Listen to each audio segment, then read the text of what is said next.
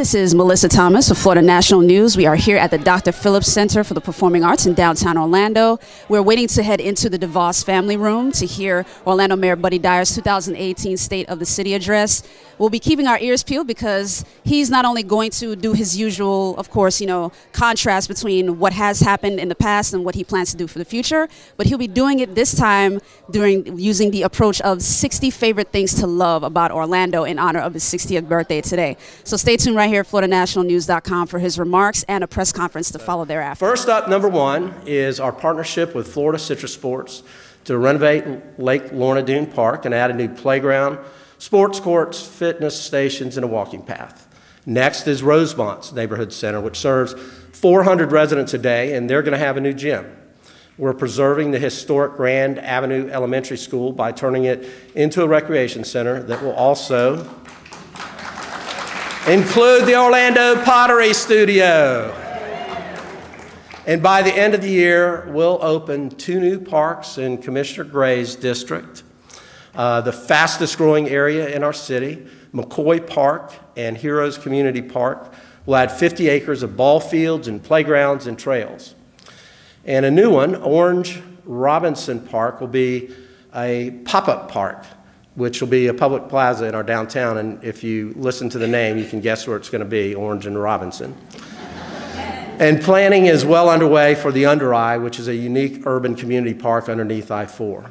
And through a partnership with Dr. Phillips Charities, we're going to build a state-of-the-art home for the Orlando Tennis Center in the heart of the new packing district, which is near Princeton and John Young Parkway.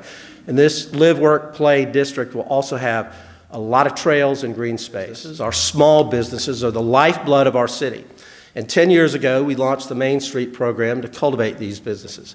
In that time, we've helped create 1,000 new businesses, generating $1 billion, that's with a B, $1 billion of investment, and creating more than 6,000 full and part-time jobs. So later this month, we're going to issue the first round of grants for a new program to help grow technology and startup economy. Our goal is to have more tech companies start here and stay here and thrive here, like Power DMS, Unikey, and Fat Merchant. That's also why we've launched our Permitting Express program, to make it easier and faster for small businesses to open and grow. In less than a year, we've helped nearly 300 local businesses do just that. And in fact, Commissioner Stewart and I just cut the ribbon at Oxford Eyes in Ivanhoe Village, which is a small business that went from application to permit in less than 3 days. How about that? Education is changing our city for the better forever. Our community had a dream about creating a pipeline for our kids to go from cradle to college, no matter what their economic circumstances are. Over the last 3 years, 200 graduates of our youth programming have started college. We effectively run City Hall, all 17 of our fire stations, and our police headquarters on solar power. That's pretty cool, right? And now with the opening of OUC's new solar farm, more of our residents can power their homes with solar too. And we're working with more than 750 of our largest building owners to reduce the energy output from those buildings. We have a new partnership with Siemens that will allow us to analyze our data and leverage energy, transportation, and building technology to help us plan for our growth, reduce our carbon footprint, and create jobs. And over at the Amway Center, they have joined our food waste recycling program, and with their help, we're on track to turn 2.5 million pounds of food waste into energy just this year. So, what else do we love about Orlando? How about the love we show for one another?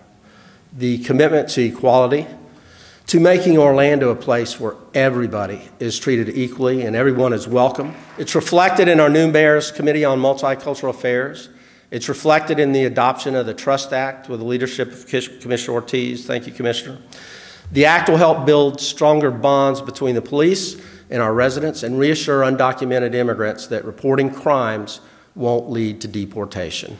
It's reflected in our first multi-stall, all-user restroom in a government building in Florida, soon to be open at Orlando City Hall, and that will increase accessibility for transgender people and those with disabilities. Homelessness has been a challenge for our region for decades, and we've made meaningful progress with our regional partners in Orange and Osceola and Seminole counties through our Housing First approach to help place 339 chronically homeless individuals and veterans into permanent supportive housing. In the year ahead, we're putting 10 new officers on the streets, and we're adding 15 new school resource officers to ensure that every public school in our city is protected by an OPD officer.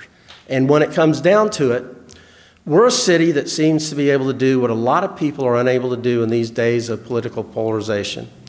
We work together despite our differences. And for this reason, the state of our city is strong. I'm excited to be able to work for one of the greatest cities. I mean, it's really exciting, and this team, you know, people don't realize we're really kind of the board of directors that run the city. The mayor is the head of the board of directors, and the rest of us commissioners get to work with him. And to be able to get some shout outs on things like sidewalks, public art, breweries. I worked on the microbrewery ordinance as well. You know, all the things that are happening in downtown, that's so cool. You know, sports, UCF campus. A lot of cities would love to have the kind of vibrancy that's happening in our downtown. I think it's because we've got great leadership and a great city and supportive people that want to see us all come together. I thought the mayor did a good job in outlining what's been accumulating over the last 16 years since he's been mayor. I think it was very clever to outline 60 highlights of things that the city has to offer. But I think really importantly, the way he wound it up by saying, look, Orlando is really a community. He didn't say the word, but it's like a mosaic. It's like a fabric that comes together. I guess the most important reason, unfortunately, is Pulse and the community coming together after that. So I think the fabric of the community, how we really do come together to get things done, I think differentiates us from other cities. We are way behind the curve in terms of affordable housing units. And it has to be a regional strategy, but we're going ahead as a city community and investing in multifamily projects on Orange Center Boulevard, Mercy Drive, as part of the Creative Village in South Paramore. So we're doing everything that we can to add to the housing stock. Are you working with Orange County in this plan? There was an Orange County task force that has a number of recommendations that we're going to try to implement as a region as a whole, but we're not going to wait for the rest of the region. We're going to move ahead and be the leader. Mayor Dyer, one of the things that didn't quite get discussed, there was a lot of accomplishments there, but what is the next step in terms of the opioid epidemic that's going on? The opioid situation that's going on in Orlando? You know, that's a difficult one that we can't solve as a city government. We have to work in partnership with our state government and our federal government to stop the flow of those drugs into our community, identify who is selling those drugs in our community, because it is a true epidemic, and I don't think people realize how many people are dying on the streets because of that. News, we just wrapped up Mayor Dyer's 2018 State of the City address, in which he chose to go with the angle of 60 things to love about Orlando in honor of his 60th birthday being today.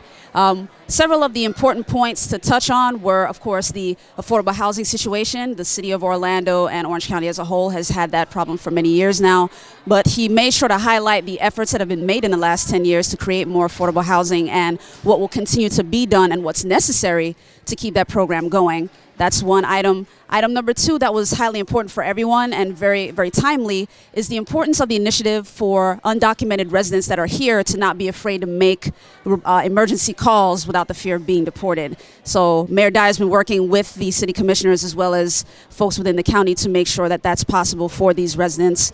Of course, the other thing is economic development and becoming a more green city. He highlighted the fact that the new OPD headquarters as well as City Hall and all the fire departments that are downtown are running on solar energy, and he plans to be working with Siemens and the Amway Center to continue to monitor their solar energy usage and convert Amway's food waste into renewable energy for the future. These were several of the highlights. There were many more in his address, but stay tuned right here at FloridaNationalNews.com for continuing developments in the city of Orlando and from Mayor Buddy Dyer himself during our Politics and Power series. This is Mellissa Thomas coming to you from the Dr. Phillips Center in downtown Orlando.